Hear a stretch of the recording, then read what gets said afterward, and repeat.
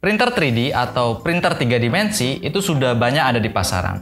Walaupun printernya ada banyak, jenisnya ada banyak, tapi nggak sedikit juga orang-orang bingung untuk milih harus beli printer yang mana. Nah, di video ini saya akan mereview sebuah 3D printer yang bisa kalian gunakan untuk acuan membeli 3D printer seperti apa yang kalian butuhkan. Seperti apa 3D printernya? Ikuti terus video ini.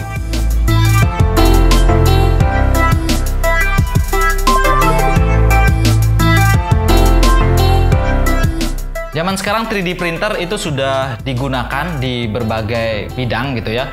Ada bidang otomotif, sampai juga di bidang advertising pun sekarang sudah menggunakan 3D printer. Kalau di bidang otomotif itu bisa digunakan di bagian spare part-nya. Kalian bisa mengcloning spare part otomotif atau spare part apapun dengan menggunakan 3D printer sebagai masternya. Kalau di bagian advertising, kalian bisa membuat cindera mata yang bisa kalian jual atau kalian gunakan untuk memberikan hadiah ke orang lain. Apakah sulit untuk bisa mengoperasikan 3D printer ini? Nah, di sini saya punya sebuah 3D printer dari pabrikan Tutris dengan tipe Sapphire Pro.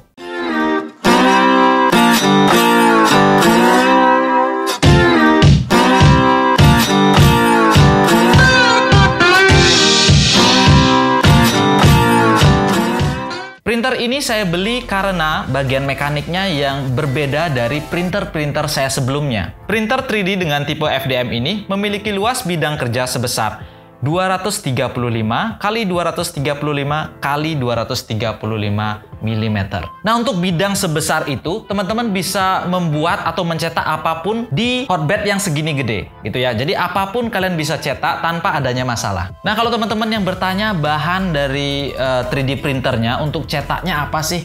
Kalau orang awam ngomongnya itu tintanya apa sih ya? Jadi tintanya atau filamennya lebih tepatnya itu ada yang PLA seperti plastik atau ABS, bahkan ada juga rubber atau karet yang bisa kita suntikkan di bagian ini, gitu ya. Jadi ada banyak jenisnya. Nah, pertanyaan lain yang muncul saat membeli 3D printer, berapa watt sih daya listrik yang digunakan untuk menyalakan 3D printer ini? Satu buah 3D printer dari Tutris dengan brand Sapphire Pro ini, itu watt maksimumnya adalah 360 watt. Cuman 360 watt itu tidak maksimum. Jadi kalau kalian setel suhunya 210 derajat, suhu standar untuk sebuah filamen PLA gitu ya. Jadi arus yang digunakan untuk menyalakan 3D printer ini di bawah 360 watt.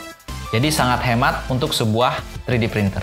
Nah, untuk Sapphire Pro ini, suhu maksimum yang bisa dihasilkan dari nozzle-nya dan juga bednya, itu suhu nozzle bisa maksimum di 260 derajat. Sedangkan bednya itu 100 derajat Celcius.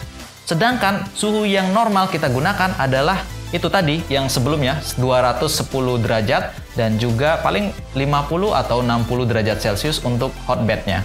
Nah, kalau kalian lihat dari instalasi kabelnya, biasanya 3D printer itu terkenal dengan kabelnya yang terlalu banyak menuju dinamo, menuju controller.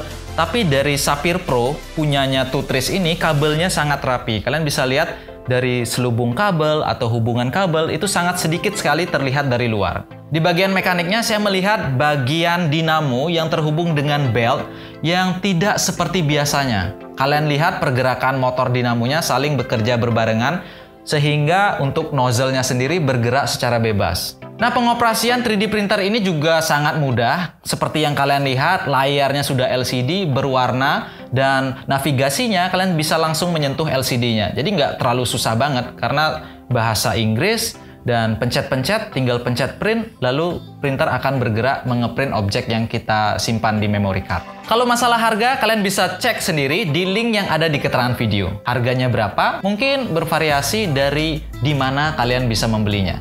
Mungkin mau link tempat saya beli, cek di keterangan video. Oke, itu dia tadi review saya tentang spesifikasi dan seperti apa sih printer 3D dari Tutris ini dengan tipe Sapphire Pro. Nah, sekarang kita akan menuju ke pertanyaan selanjutnya, bagaimana cara mengoperasikannya, gitu ya. Jadi, cara mengoperasikannya sangat mudah sekali. Kalian tinggal buka software 3D yang kalian hafal atau yang kalian pahami. Kalau saya sendiri menghafal atau memahami yang namanya SketchUp. Jadi ada SketchUp, ada AutoCAD, ada SolidWorks, ada banyak. Jadi kalian bisa gunakan masing-masing software lalu ekspor filenya ke format STL. Jadi untuk software yang digunakan men-slice desain 3D itu formatnya STL. Setelah kalian ekspor, kalian bisa buka di software Cura atau software slicer lainnya kalian bisa pilih. Dan di sana kalian bisa mengatur ketebalan, infill, atau bahkan metode penulisan atau menggambar lah. Jadi 3D printernya bekerja seperti menggambar. Jadi dia bergerak ke sana kemari mengisi tinta atau filamennya yang keras menjadi lembek gitu ya agar bisa digambar. Lalu kalau sudah detail tersebut kalian isi, kalian tinggal klik tombol slice yang ada di bawah, pojokan bawah. Setelah slice, kalian bisa save ke memori, lalu pasang kembali ke 3D printernya. Dan di 3D printer Sapphire Pro ini tinggal klik print dan pilih file yang kalian maksud tadi. Maka otomatis printer ini akan bergerak dan mengeprint desain yang kalian buat.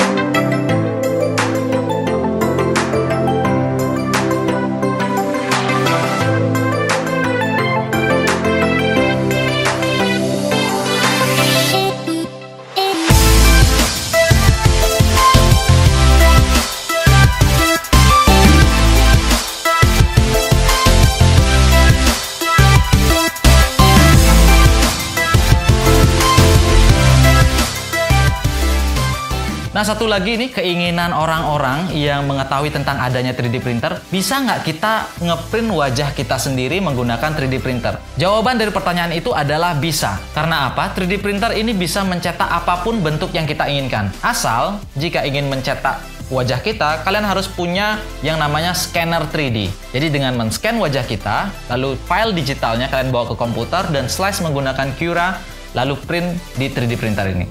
Seperti yang kalian lihat, Albert Einstein bisa kita cetak dengan rapi dan detail yang sangat tinggi. Nah teman-teman, dari review tadi gimana nih pendapat kalian tentang 3D printer ini? Apakah mudah digunakan? Kalian tertarik untuk memilikinya? Atau kalian punya ide yang unik, hal apa yang bisa kita lakukan atau kita buat? Atau bisnis apa yang kita bisa buat dari sebuah 3D printer ini? Mungkin kalian punya ide, silahkan tulis di kolom komentar seperti apa ide kalian. Jangan lupa juga ikuti terus channel YouTube ini biar teman-teman bisa ngikutin apa aja yang saya lakukan dan teman-teman juga bisa mendapatkan informasi-informasi menarik seperti video yang satu ini. Oke, sekian dulu dari saya, Dwi Arsana. Sampai jumpa di video selanjutnya. Tetap kreatif dan salam solder. Dadah!